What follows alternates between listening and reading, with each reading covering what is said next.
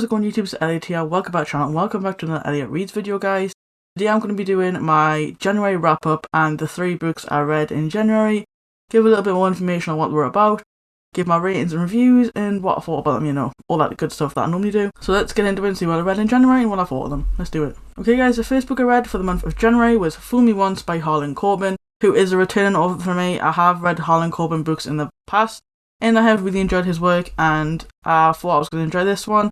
I knew I would enjoy this one, and I did. So this is a mystery thriller, suspense, crime, novel. So this is about former ops pilot called Maya, and we follow her story as she is burying her husband Joe, who sadly got murdered 2 weeks prior to us coming into the book. After the funeral has happened, she gets driven home by one of her best friends. Her best friend's is like, I have something for you, I need to give you this, since you and the little one are alone now, that your daughter are alone now. So her friend gives her this digital photo frame and she's like, I think you need this in your house because of obviously all the trauma that you've had recently. First you lost your sister, then you lost your husband, and I think you need this as a precaution because it's just you and your daughter now, you're on your own.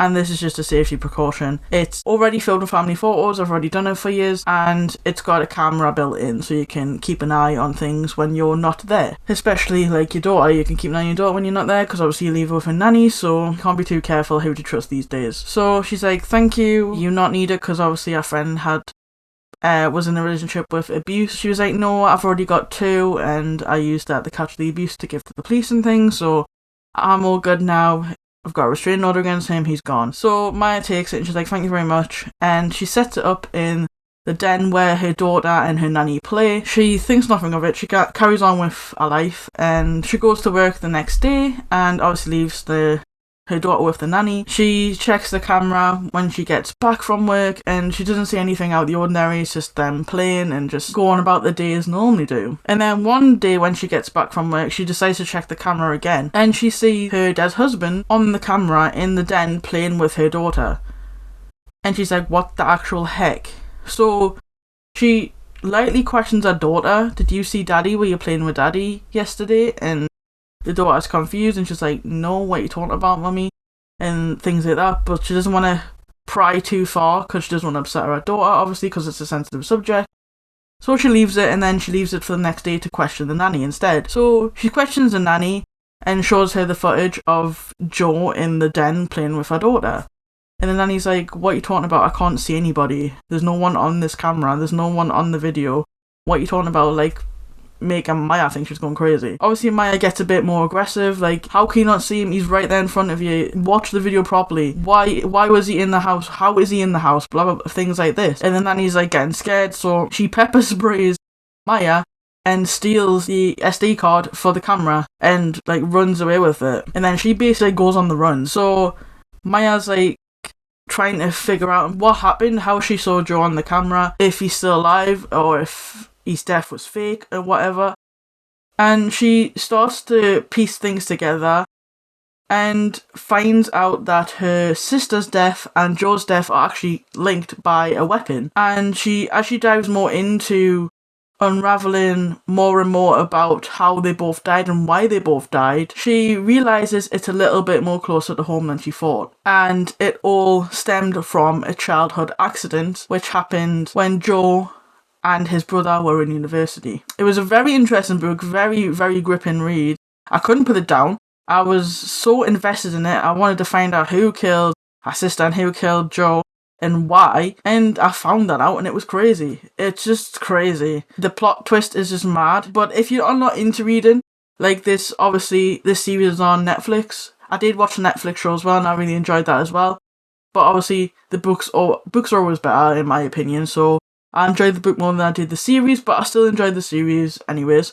So if you're not into reading, then you can always watch the series on Netflix and you will not be disappointed, I'll tell you that now, because Harlan Coben is a fantastic writer. His books are always fantastic. But yeah, I gave this one 4 stars and I thoroughly enjoyed it. Couldn't put it down, really got invested in the story, invested in the characters. and it was just an amazing read all round. And yeah, that was the first book I read for the month of January. Okay guys, the next book I read was Bunny by Mona Awad. This is a horror fiction, fantasy, magical realism adult book. That's the genres that are on Goodreads, so I'm just reading off Goodreads what the genres are about, what they are. But this is about a girl called Samantha who is at New England's Warren University with her friend. And obviously this university has the cliques that every school and university does. You've got like jocks, you've got like the rich girls, you've got the nerds, you've got the outsiders and things. So she is pretty much an outsider with her friend Ava, and they dress slightly like gothy and things, and they're into like different things like music and books. And so there's this clique of girls in Samantha's university who call themselves the Bunnies, and they call each other Bunny. That's all they call them each other. They don't call each other by their real names. It's Bunny, Bunny, Bunny, Bunny, Bunny. She has a feeling that this Bunny clique is really weird, and she's quite interested and invested in this Bunny clique.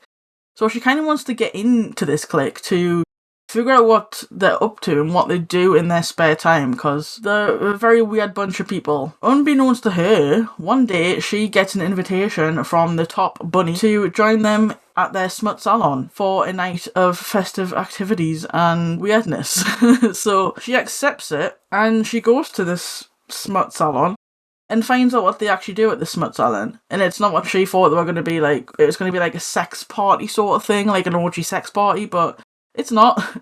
They just read like erotic fiction, like erotic stories to each other, erotic poems that they've wrote, which is kind of weird still, but not as weird as what she thought it would be. But as she starts getting more and more into the world of the bunnies, she starts to find out there's something more sinister that they're doing in this clique, and she starts to get wrapped up in the bunny clique and starts to come out of touch with reality. She finds out that these bunny people are actually creating boys out of bunny rabbits. So they're making boys into bunny rabbits, but they haven't been successful in making a successful physical boy out of a rabbit that has working genital parts. So that's their goal, is to make a boy who has genital parts that they can all hump like a rabbit, basically. They can all have a go and hump this boy who has genital parts.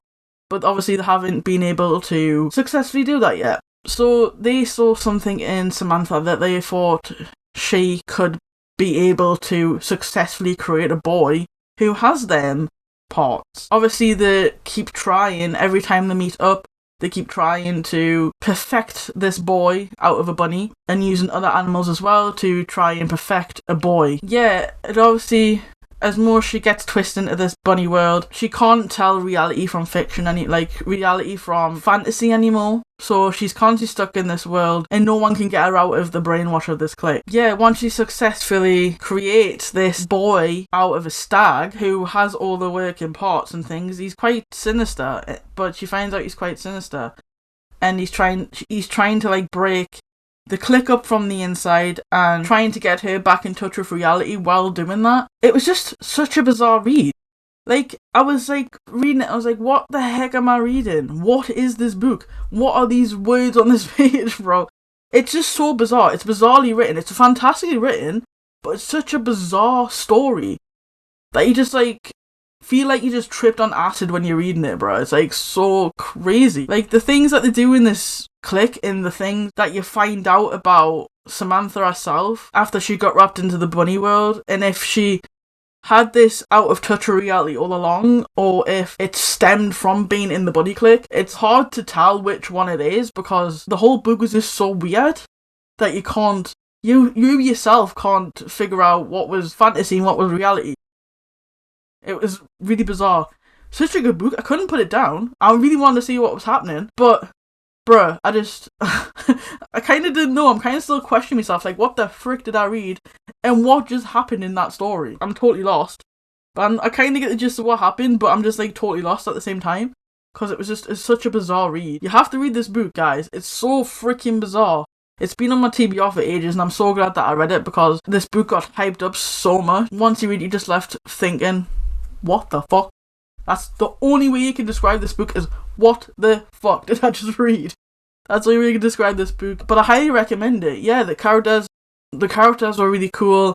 I enjoyed getting to know a little bit about each character and their unique perks and things. And obviously this whole story of Samantha being out of touch with reality and her not being able to figure out what was real and what wasn't. Finding out the things I did about the story and about Samantha and the bunnies, just bizarre. But anyways, I gave this one 4 stars.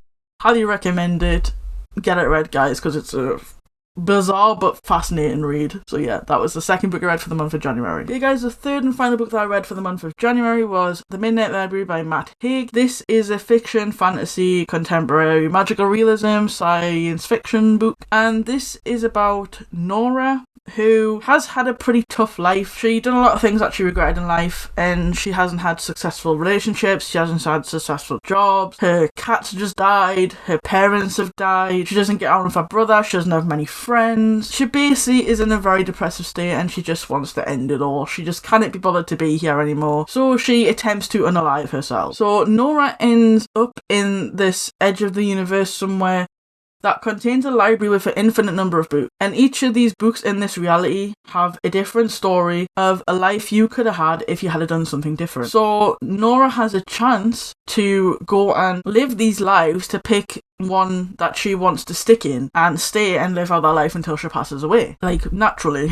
So she looks at the regrets book that get put in front of her as soon as she gets there, and she goes down the list of the regrets she had, like not pursuing the band that she had with her brother, going with her Olympic swimming career, finishing relationships that could have made something, saying no to going to Australia with her best friend to do whale conservation over there, just things like that. So she goes through her book of regrets and she goes into these different lives, and obviously she finds out that they have some downfalls and she's not happy and she's glad she didn't choose them one. The librarian, Miss Elm, says when you find one that you do like, you will stick into that life and you will carry on with that life. But it isn't until the library starts falling apart and she's lived many lives, she's gone through many lives that she could have had, and it's not until the library starts falling apart. So she learns a very important lesson about life and the consequences of changing things, because obviously it's not all it's cracked up to be, because you could think, oh, that's going to be a really good life if I change that thing that I regret, but it doesn't always go like that. Another regret could happen in that life because you've changed that other regret that was originally there. She's kind of finding this out slowly, that it's not all that's cracked up to be if you go a different path. So she learns a very important lesson, but I'm not going to say what that lesson is. I'm not going to say what life she chooses.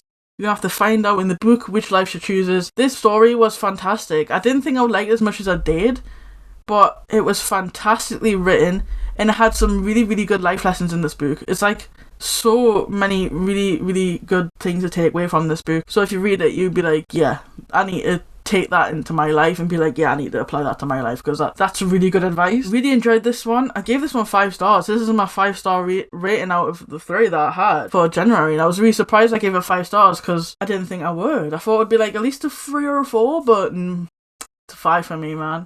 It was so good. I really enjoyed this story. I couldn't put it down. I was interested to see what life she would choose and if she would fit in any of the ones that she chose, or if they went well or if they didn't go well, or what happened, if she found any people that was similar to her doing the same thing, like going through different lives, trying to find one that stuck and that was good. So yeah, I really enjoyed it, guys, and that was my 3 reads for the month of January.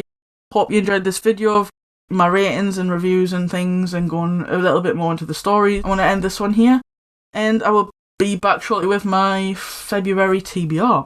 So look forward to that one, guys. So I hope you guys enjoyed this one. If you did, don't forget to smash the like button down below. Correct channel, it's not catch you guys as I stream a video. So guys, for tonight, we're from the video.